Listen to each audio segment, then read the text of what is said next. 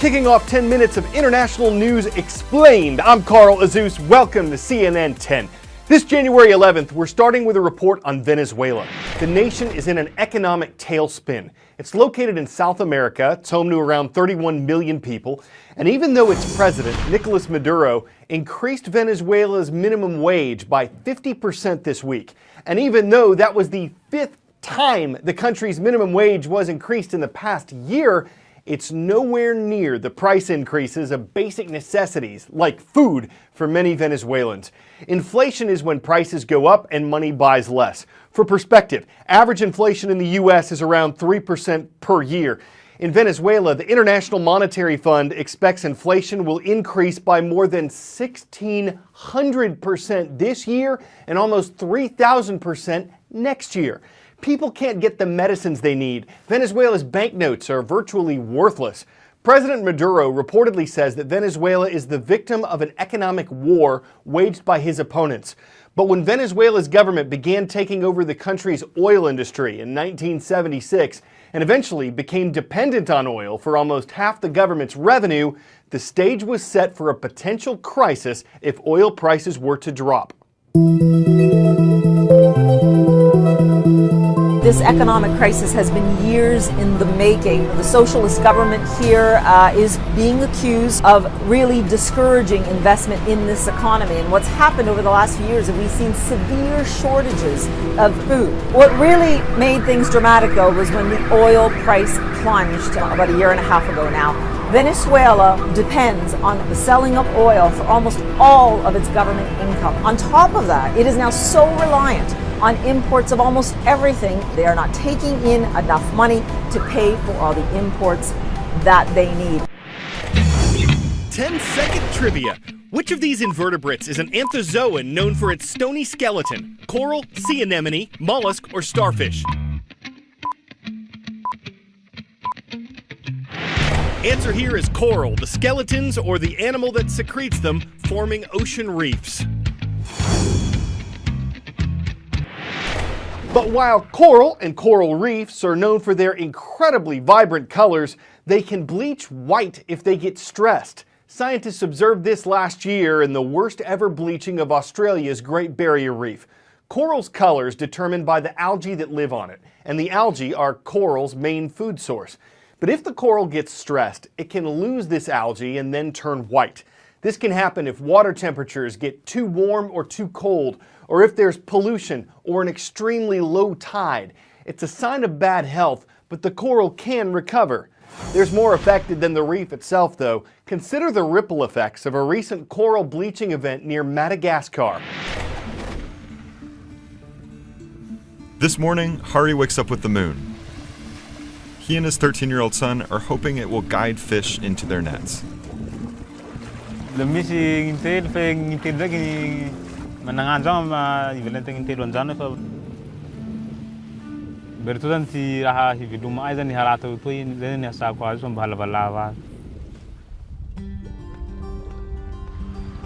Today they're in luck. A few fish. But they say their catches are just a fraction of what they once were. And that's because the coral reef that surrounds this remote island off the coast of Madagascar is disappearing, and no one here understands why. This is Nosy and Drangambala, a tiny fishing community off the coast of East Africa.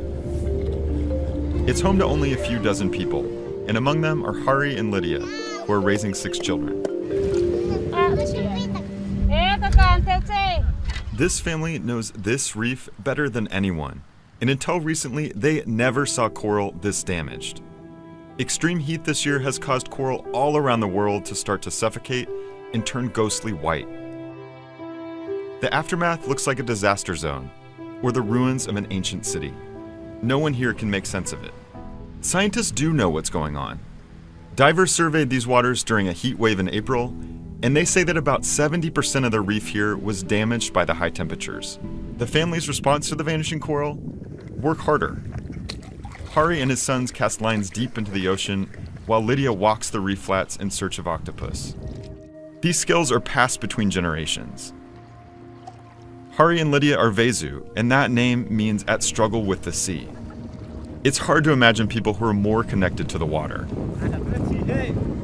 There's no fresh water, electricity, or school out here. There's no plan B. It's too expensive for Hari and Lydia to give their kids an education off the island, so the kids simply must learn to fish and sail. It's a life many here would never trade, and it's one that brings plenty of joy to Hari, Lydia, and their family.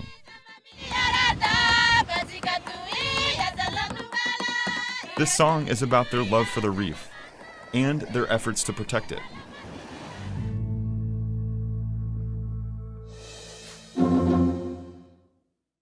A company that was once the internet's king of the hill is now set to be sold for a fraction of its former value if the sale actually goes through. We're talking about Yahoo. It's in the process of being sold to communications company Verizon.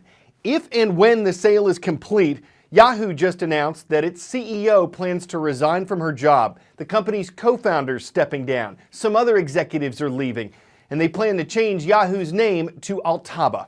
There's still doubt about the Verizon deal, though, in large part because last month, Yahoo announced it had been hacked back in 2013 in what was likely the biggest internet hack ever. Another major setback for a once dominant company. At its peak, Yahoo was worth more than $100 billion. Now Verizon is buying it for just $4.8. For Yahoo, it's been 16 years of missteps and mistakes. Here's a brief history of the website's rise and fall.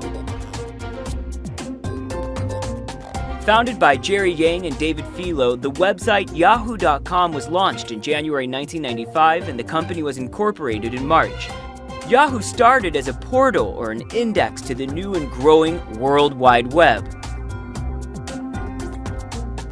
When the company went public in 1996, founders Yang and Filo became instant billionaires. By 1997, Yahoo was the second most popular website on the internet, behind only AOL. You've got mail.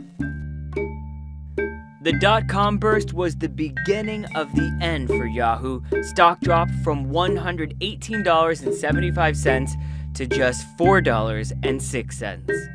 In hindsight, it all appears so obvious. The internet mania was a giant bubble. Yahoo is the most visited site on the internet, but it's not number one when it comes to search. That's Google. About 2/3 of all internet searches take place on Google. It's the most money ever offered for an internet company, $44 billion. Yahoo's board rejects a bid from Microsoft, saying the proposal substantially undervalues Yahoo. But the company was never worth that much again.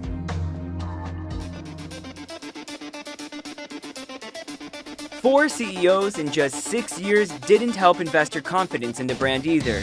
Finally, former Google executive Marissa Mayer was hired to transform Yahoo. For me, it's God, family, and Yahoo. Mayer's early efforts focused on making Yahoo cool again. Yahoo invested heavily in mobile, acquired popular social sites, and updated Yahoo's look. Perhaps the one bright light at Yahoo was its 32% stake in Chinese retail giant Alibaba. Mayer tried to sell the stake in 2015, but it never happened. It's been a long, painful fall for the once mighty Yahoo. Yahoo!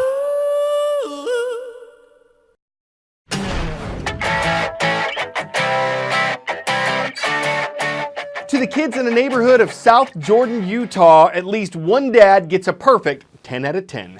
A snowstorm hit right after Christmas, inspiring them to build a snow slide. But the man who owns this yard has 15 children, so they kept going until they built their very own luge, a 300-foot-long masterpiece that gave a ride lasting longer than 20 seconds. It started to melt away in a recent warm spell, and after enjoying a deluge of popularity, the slide lost its cool before losing its appeal. Guess the cold's only around for snow long. You really gotta make the choice to use it or lose it. I'm Carl Azuz, and you got nothing to lose by joining us again tomorrow on CNN 10.